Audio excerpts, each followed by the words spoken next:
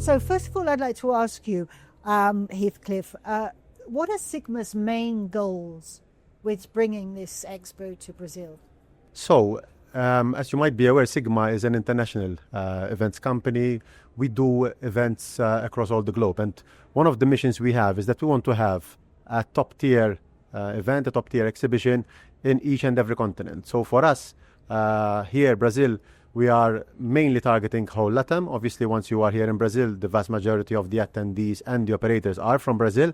However, we do the reach out and we try to reach out to all the regions. So what we try to do is we try to find the best place, the best locality, the best country in each and every region, and we do the expo there. Now, for example, if you look at Europe, we do have more than one locality, more than one country. It doesn't mean that since we have the show here in Brazil, this will be the only one in Latin America. However, for the time being, and this is the third year we are doing it here with our partners BIS, for the time being, we believe that Brazil and São Paulo is the best place where to hold such event. It doesn't mean that we are not considering other options on top of the Brazil Expo. So the Brazil Expo here is fantastic. The attendees are fantastic. We're talking about close to 18,000 delegates, 600 exhibitors. So it's here it's a very good place to do business. São Paulo is, I mean, we consider it the powerhouse of Brazil. So yes, agreed. Totally agreed. Here it is where the business happens. We did have other events, so apart from the actual expo, which we did here, we also had another event in Brasilia. It was a diplomats luncheon where we invited a number of ambassadors in the region, a number of government officials. And the scope of that is we try to have people in the business together with diplomats to discuss the potential there is, both from a business perspective, but also from a regulatory perspective. Because one of the missions we have as SiGMA, we try to, wherever we go, in whichever region we are, in whichever continent we are, we try to speak about the importance of regulation. We firmly believe in regulation. There are some countries, even here in Latin America, who are not fully regulated when it comes to online casino or sports betting.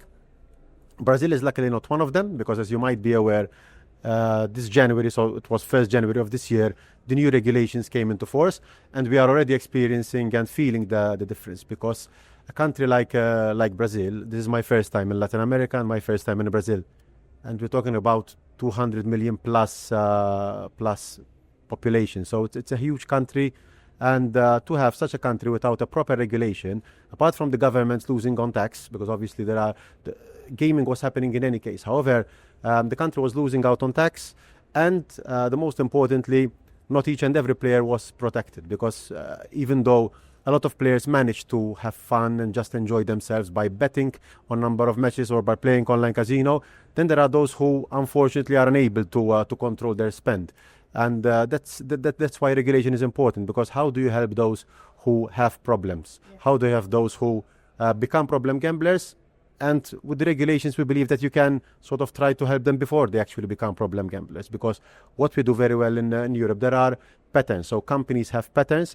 Now with the use of AI, practically you can detect a problem gambler way before actually becoming a problem gambler. So with those patterns, with the AI patterns, you know that there are a number of individuals who could potentially or are having a pattern which is very much likely to become a problem gambler, and you try to take action before actually having the problem. But without proper regulation, without knowing who these players are, how can you help them if you don't even know whether or not they are playing?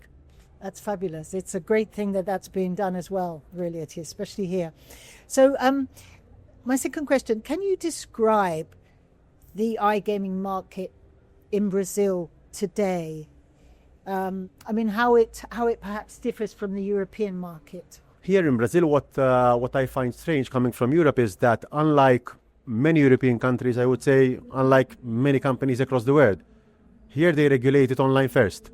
So usually when you look at the rest of the globe, let's say not all the countries, because I do not know each and every country, but the vast majority of countries had land-based casinos already.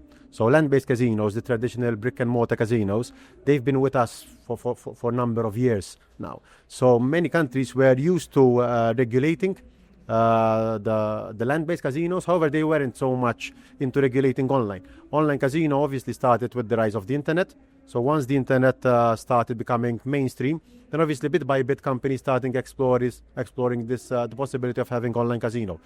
But then a lot of countries were, so first they had land-based, then they regulated online casinos.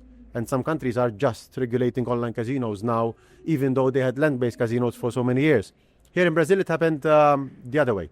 So for some reason, they started regulating online first, which is good. So ultimately, as long as there is regulation for the things we discussed already, it's very important to have regulation. However, I believe that now for Brazil, the next step would be, and it makes logical sense, to also regulate the land-based side of casinos. Because if any country believes that by not regulating, it will not happen, so you won't have players playing land-based, I don't agree, especially in a country like Brazil. So you're talking about a huge country. The possibility of having illegal casinos or illegal places where they become small casinos, the possibility is there.